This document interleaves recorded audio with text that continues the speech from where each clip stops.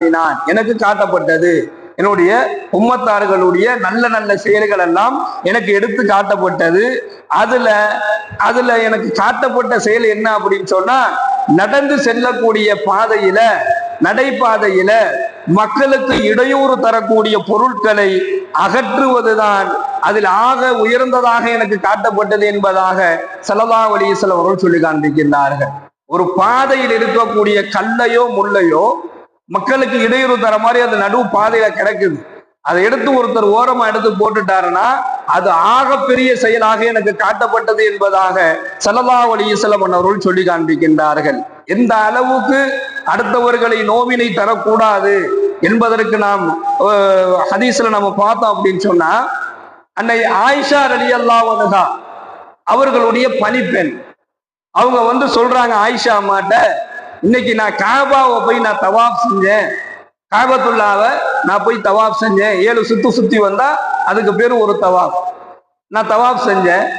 அப்போ இந்த ஹஜ்ருல் அஸ்வதினுடைய அந்த கல்லை நான் 3 முறை முத்தம் கொடுத்து விட்டேன் என்பதாக பெருமையாகவும் சந்தோஷமாகவும் ஆயிஷா ரலியல்லாஹு அன்ஹா அவர்கள்ட்ட சொல்றாங்க அவங்களுடைய படிப்பு. இது சந்தோஷமான ஒரு செய்தி தானே. ஒரு தவாஃபுல 3 முறை ஹஜ்ருல் அஸ்வத் கல்ல போய் முத்தம் கொடுக்கிறது, தொட்டு முத்தம் கொடுக்கிறதுங்கிறது இருக்குது, அது சாதாரணமான விஷயம் அல்ல.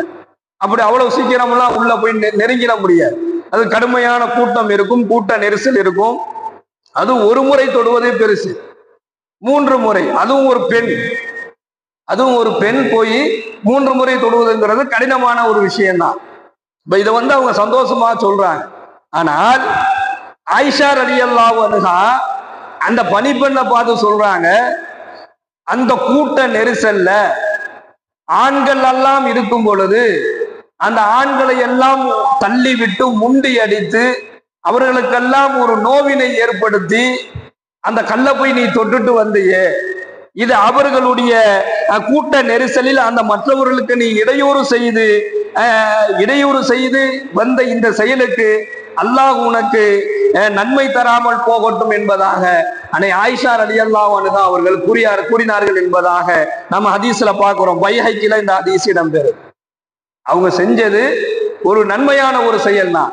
ஆனா அந்த நன்மையான செயல்ல கூட அடுத்தவர்களுக்கு இடையூறு தராமல் செய்யணும் என்பதை இந்த ஹதீஸின் வாயிலாக அன்னை ஆயிஷா ரலியல்லாஹு அன்ஹா அவர்கள் சொல்லி காண்பிக்கிறார்கள் என்று சொன்னால், கண்ணியமிக்க சகோதரர்களே, நாம் நன்மையே செஞ்சாலும், நம்ம நல்லதையே செஞ்சாலும் அதன் மூலமாக அடுத்தவர்களுக்கு எந்த விதமான நோவினையோ எந்த விதமான சங்கடங்களோ தராமல் இருக்க வேண்டும் என்பதை